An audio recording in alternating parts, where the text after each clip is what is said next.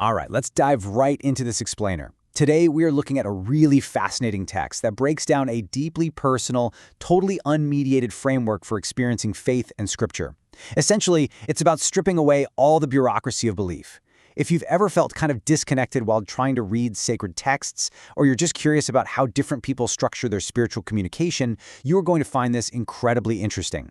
We're going to walk through exactly how this author suggests we can completely rewire our approach to understanding the divine. So, let's get into it. So, here is a massive question to kick things off. Does understanding Scripture actually require a teacher? According to our source material, this provocative question is at the absolute center of how we experience any divine message.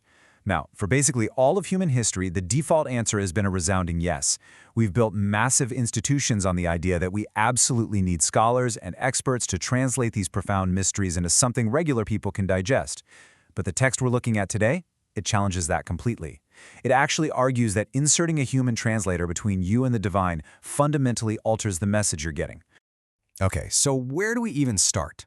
The author suggests that it all begins with daily practice, specifically asking for things every single day to build crucial belief and trust. Think of it literally like building a muscle. You don't wait for a massive crisis to suddenly start lifting weights, right? Because if you try to lift heavy without any foundational strength, you're going to pull something, or you just won't be able to do it at all. By making small, daily requests, we normalize the interaction. We build this baseline of trust. That way, when a real crisis hits, there's no panic. You already know exactly how and where to turn because you've been paving that pathway every single day.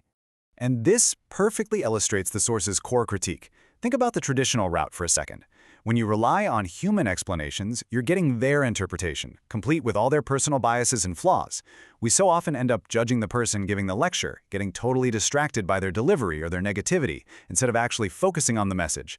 But on the flip side, the source argues that by reading the text yourself, you filter out all that static. You bypass the human element of judgment, and it allows the pure, unadulterated intention of the text to resonate with you on a deeply personal level. The real takeaway here is this. Reading Scripture should be a completely personal experience where you cut out the middleman. Why? Because according to the text, God is the ultimate teacher. Listen, this isn't some sort of cosmic IQ test. You don't need a theology degree or a perfect grasp of ancient languages to get it. The explanations will come directly from the divine, as long as you do one absolutely crucial thing. You have to keep asking questions. The source stresses that continuous questioning is non-negotiable. You don't need to stress over how difficult a text seems on your first read, because the ultimate educator is guiding the process, revealing layers of understanding exactly when you're ready for them. The source really drives home the point that faith isn't just an intellectual exercise. Like the quote says, belief in God happens through experience, and we should never miss a chance to increase that. Belief isn't just passively accepting facts that you memorized from a book. It's a highly active experiential journey. It's something you actively participate in day after day. The author's practically begging us to view every single interaction, every challenge, and even every moment of quiet as a deliberate opportunity to cultivate that experience. You don't just have faith, you practice it. But wait, this brings up a massive elephant in the room, doesn't it? If we ditch the teachers and rely entirely on this direct experiential connection, how on earth do we know we aren't just talking to our own subconscious?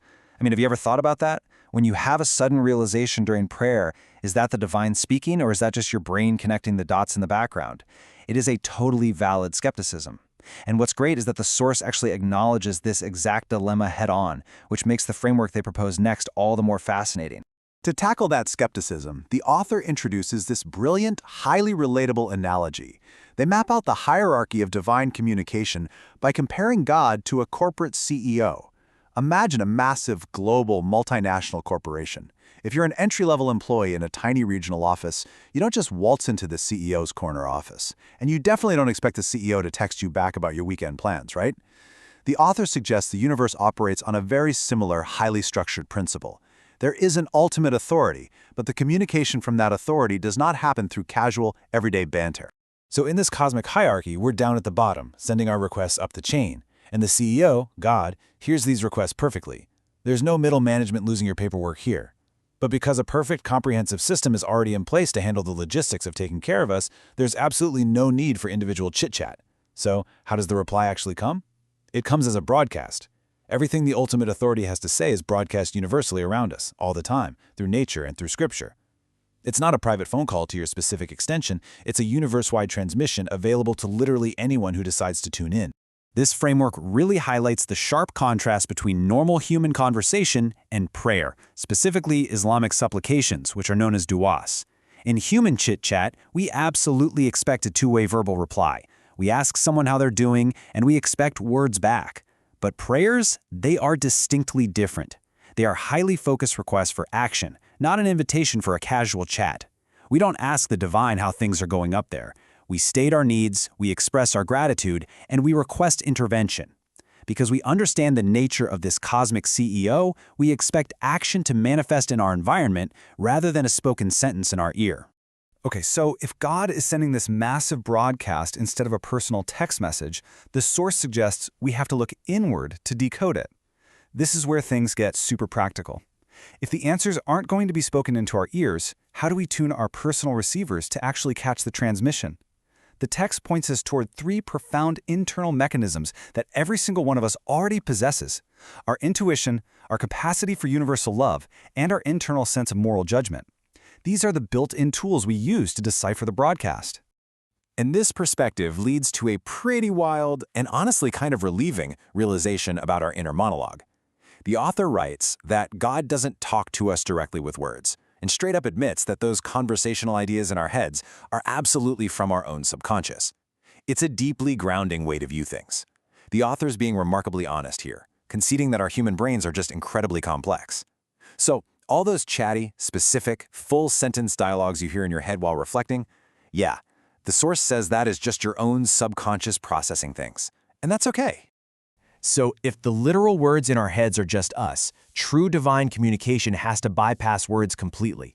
The author argues that we actually feel the divine disposition through our intuition, which essentially acts as a built-in divine warning system. Since the specific thoughts are our own, the true message comes through these overarching, deep-seated instincts. How do you know if you're aligned with the truth? You have to learn to trust those profound gut-level feelings rather than listening for distinct verbal instructions. Your intuition is basically the dashboard indicator light telling you if your spiritual engine is running smoothly or if something is terribly wrong.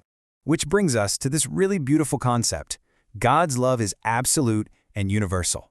The author believes this divine love extends to everyone. The literal fact that we exist at all is presented as the ultimate proof of this love.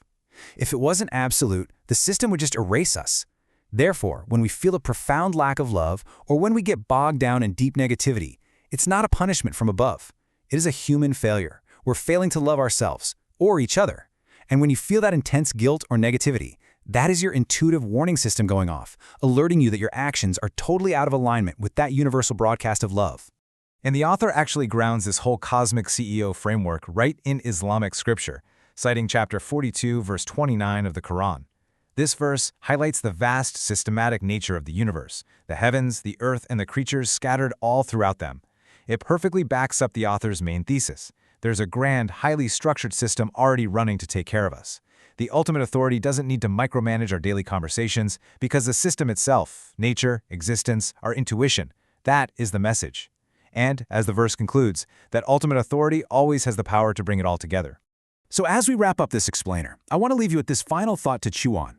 If we stop waiting for a one-on-one chit-chat kind of conversation and instead accept that divine communication is this massive broadcast playing all around us, woven into nature, embedded in scripture, vibrating right through our own intuitive warning systems, are we actually tuned in to listen? Or are we just too distracted, waiting for a personal phone call that was never meant to ring?